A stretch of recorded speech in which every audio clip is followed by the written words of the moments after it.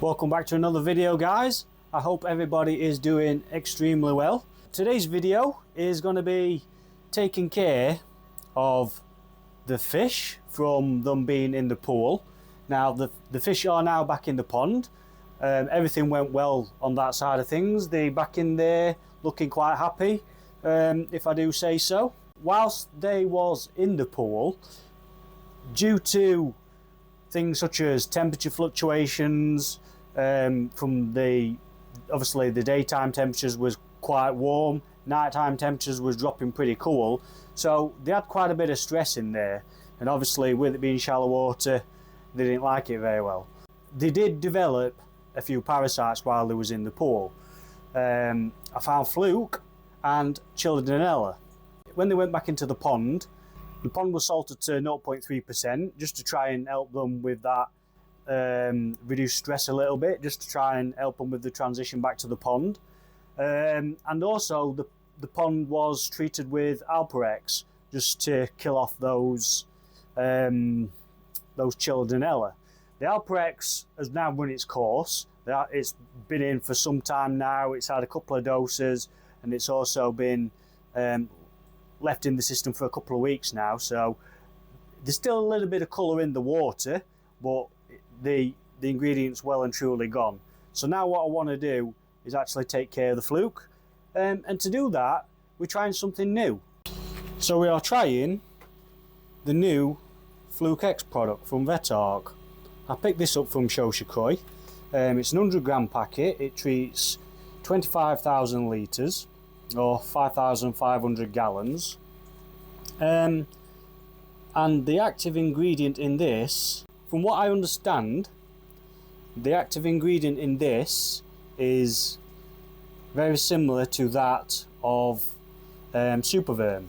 Now in my view, I think this is absolutely fantastic, and I think it's quite possibly going to be a game changer in the way that we treat for flukes, because we all know flukes has become over the years an absolute nightmare to treat for. I personally think it's down to a couple of things. One, quite possibly the amount of treatment used in ponds hasn't been right compared to the water volume that's in ponds, and also the main ingredients on the market, what gets used by everybody, is just two ingredients, and that's Praziquantel and Flubendazole. So if everybody's just using those same two ingredients all the time, then there has to come a point where the flukes start to build some resistance up to those treatments. And I think it's a combination of those two things that's causing everybody issues. So I think it's absolutely fantastic that this has been brought out. It's been well documented in past that people have had fantastic results, rightly or wrongly, using Superverm to get rid of flukes. You know, it's not been no secret. People do use it. People have used it, and with fantastic results. It's just not something that people like to put out there because it's not there to do that job in the koi side of things, if you know what I mean. It's not a koi product as such that's sold in the koi market. So by having this new product that's got this active ingredient in it similar to that of Superverm, containing a very similar active ingredient, I'm hoping that this is going to be a game changer for us koi keepers, and without having to go down the route of buying Superverm and things like that. People might still do that, maybe they might be able to get it cheaper or whatever, but an 100-gram pack of this is about 55 quid. 50 gram pack, I can't remember what that is, a little bit cheaper, but obviously don't treat as much water. Now in my case now, obviously, like I said on my last video, because of this new filtration setup, it holds more water, so I've got to adjust my medications amount to suit that extra water that's in the system. So I worked it out, and we had an extra 600 litres in the system, which is, to be fair, it's quite substantial, that, when you think about it, an extra 600 litres to medicate for. But it is what it is. So here we have it. This is all now done. All my mountain tree is now in there, just suspended. So I'm hoping that's going to work fantastic, all being well. The media is turning absolutely lovely. Now, believe it or not, this new media what was put in here, an extra 100 litres of K plus was put in this chamber, alongside the 70 litres of K plus what was already in to begin with. So there's 170 litres of K plus in there now, but the 100 litres of K plus what went in fresh, bearing in mind there were no, obviously with it being brand new, there's no biofilm or anything on it whatsoever, that started turning within 3 days, just like this. Within 3 days it was turning beautifully. All I'm waiting on now is for that to start building a little bit of biofilm up. I've started introducing a little bit of food into the system. Obviously I've got to keep a little bit of an eye on my parameters, because there might be a little bit of a shock to the system with a bit of ammonia and nitrite, so I'm just going to have to keep an eye on that, keep an eye on fish, yeah, and see how they go. I have noticed a bit of a rise in my pH. I have checked my water supply, and over the past couple of months the pH in my water supply has actually gone up. Usually it used to sit at about, what, 7.3 to 7.5 on average, something like that, but it's actually gone up now to a pH of 8, which I don't know why. When I looked at the report was updated in February, and it says that the maximum pH recorded was 7.6, I think it was, 7.5, 7.6, that's what the maximum was recorded in February. But obviously now we're in May, and I've recorded it at a pH of 8, so it's gone up. Now, I can only possibly think the reason why that may be is possibly a lack of rainfall in the reservoirs. Obviously we've had a lot of nice weather, a lot of nice bright sunny days, possibly creating algae blooms in reservoirs. I don't know, I'm just guessing, but all of those things combined can help build up an increase in pH in the reservoirs. So I'm just guessing, but I'm just going to have to observe that for a little bit. I don't personally like a high pH because it doesn't leave much scope for room for a safety margin for ammonia build-up when you're feeding heavy, so I don't really like my pH as high as 7.8. I prefer to keep it, if I can, somewhere between 7 and 7.5. So I'm going to have to keep an eye on that and see what happens with the tap water supply on that side of things. Anyway guys, we're going to get back to this Fluke-Ex. Yeah, we're going to get some in pond, and hopefully the fish react well to it. Let's see. Right, so there's my powder guys, measured out the required amount I need, and it says with this all you do is add it to 4 grams of powder per 1,000 litres of water. Add the required quantity of Fluke-Ex powder to 10 litres of pond water in a clean container and stir, and then add the stock solution to the pond. If treating for gill fluke, a single treatment 3 weeks later after the initial one is recommended. Now you see, this is where I've got a problem. Not so much of a problem, but pretty much a curiosity really. So we know a skin fluke is killed on a single treatment. So a second dose isn't required for skin flukes. Now in the case of gill flukes, which are egg-laying flukes, they do require a second dose, but the cycle at which the flukes lay the eggs and the time it takes for the eggs to hatch varies depending on water temperature, and how long the cycle repeats itself is again dependent on water temperature.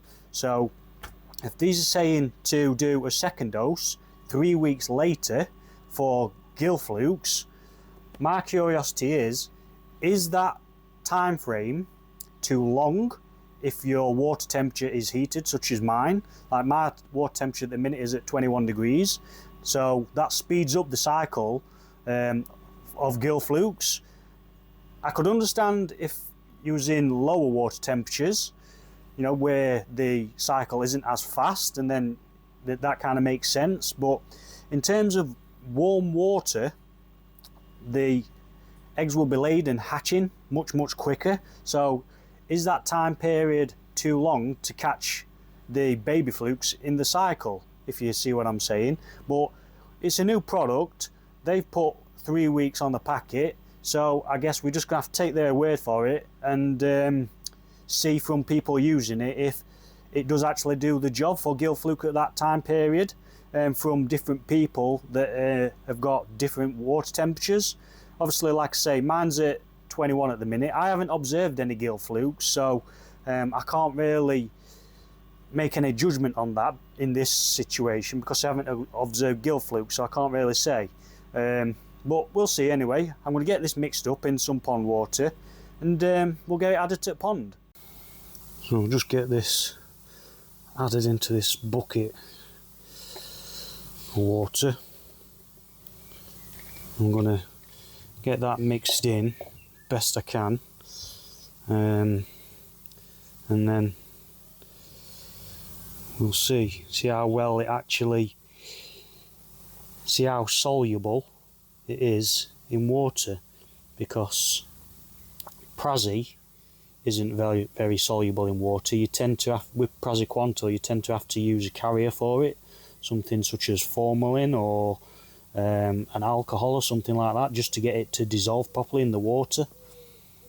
But this, we shall see, just to see how soluble it is. We'll know how soluble it is because when you know, you'll know when you've got it dissolved in the water properly, because when you start adding it, you won't get loads of bits everywhere on top of your water. It'll just go cloudy. So I'm going to get this mixed in properly anyway, guys, and I'll come back to you. Now that's sent to mix in quite well, to be fair. Got quite a distinctive smell to it, if I'm perfectly honest with you. Quite strange, really. I've put my bottom drain air back on just to add extra aeration while the treatment's in. I've bypassed my drum filter as well, just to make sure the treatment's got enough time to stay in the system without being stripped out. I've also turned my UV off. It don't say anything on the packet about the UV light being turned off, but I've turned it off anyway. Give it as much chance as possible. It says on the packet it can be used with salt, which is okay because there's still a bit of salt in the system, so we're all good there. So I'm going to start adding this into the water slowly and see how we go with it.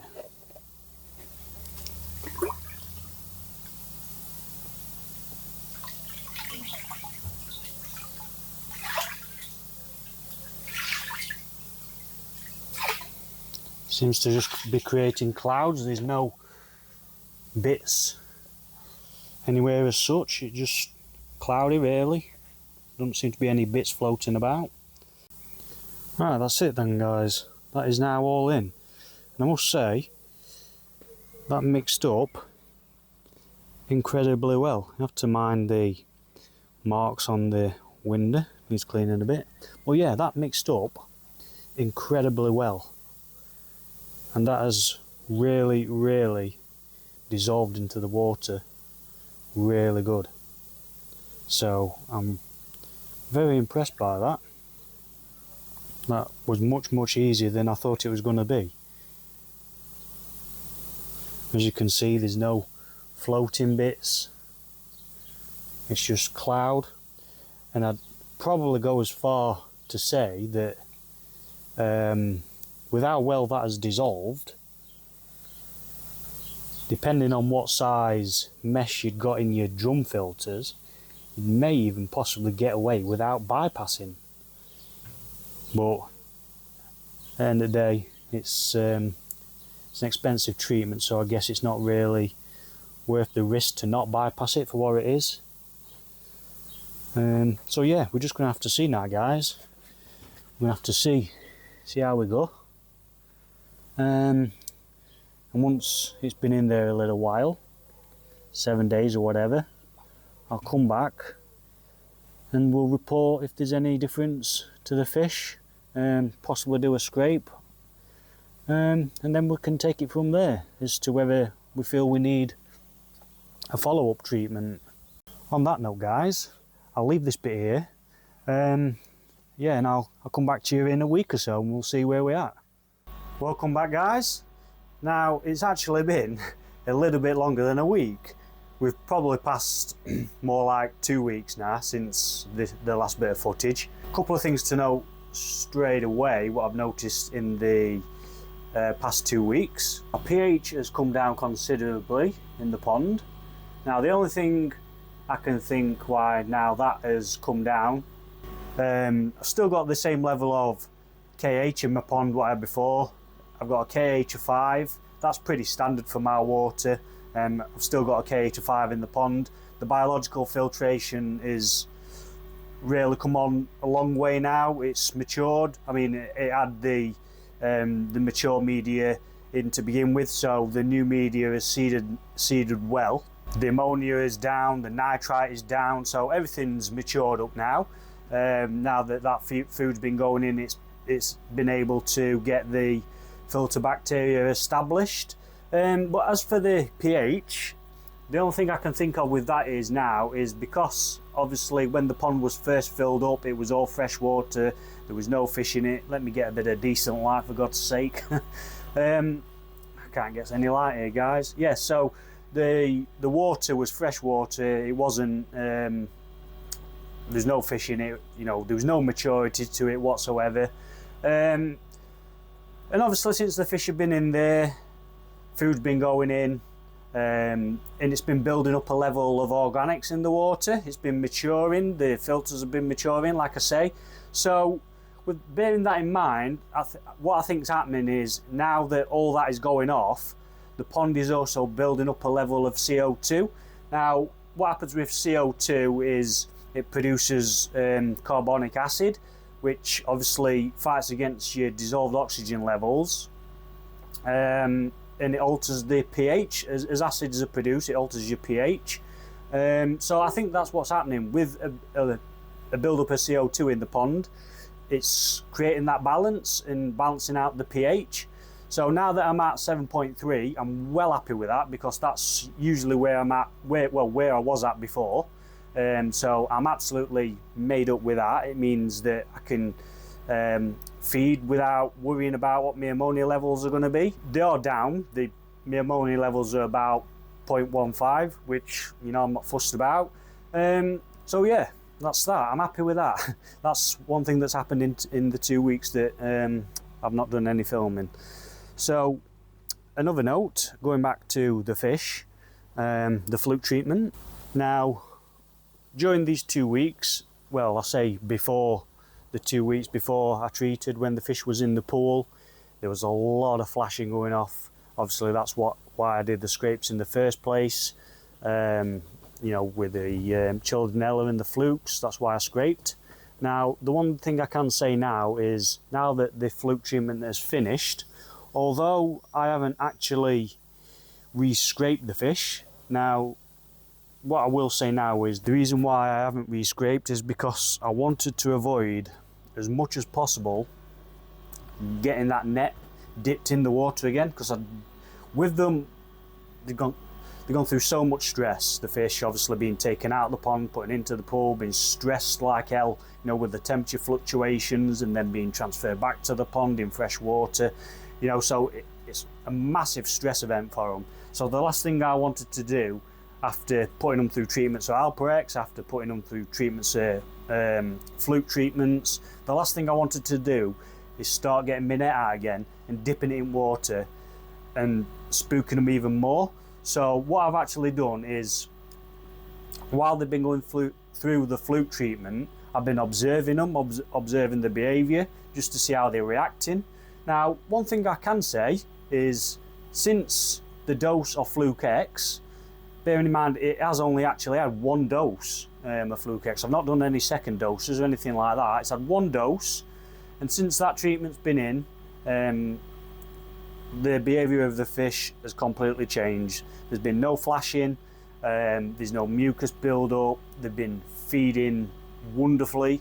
Yeah, and they've just been, well, I can't really say much else. They've just been acting fantastic, really, as though they'd never left pond. I guess on that side of things, you know, I can only say that the Fluke treatment has done its job. With, you know, obviously without getting them out to scrape and putting them through that, I don't want to do that. So I can only say, based on their behaviour and based on looking at them, that the Fluke treatment has worked. Which is, to be fair, in the past, it's not something that I'd usually be able to say. There'd always be a follow-up treatment needed, because they'd still be flashing, and you know, and that's just through using them same two ingredients, Flubendazole or Praziquantel. You know, it just seemed to be a continuous cycle that you were stuck in. But from using this new Fluke-Ex with this different active ingredient that the fish have not seen before, the flukes haven't seen before, going through that, it seems to have done them world of good. So I'm quite confident in saying now that the fish, I'm not going to say parasite free, because I don't think there's ever such a thing, but they're at a level where the immune system's up because they're heated, and it's probably knocked them back to such a degree that the fish can just get on with life and deal with it, which to me, I'm happy with that, you know. So yeah, very, very impressed with that. The old Fluke-Ex, really impressed with it. And like I say, they've only had one dose of that, guys, 40 gram, so I've still got that there in case I need it again in the future. So I guess, yeah, I mean, it's only been a bit of a short video, guys, just to show you guys what my experience has been with using Fluke-Ex this one particular time. The fish seem great. I would definitely recommend, if any of you guys are having any difficulties with flukes, definitely worth, you know, giving it a try. Obviously the typical things apply to using this new treatment, obviously, you know, making sure all your filter systems are clean beforehand and things like that. So, you know, I'd still recommend you do that. But yeah, give it a try yourselves, guys. From my experience of using it, it seems to have done the job. So I can't see why it won't work for anyone else. So with that being said, I'll catch you next time. See you later.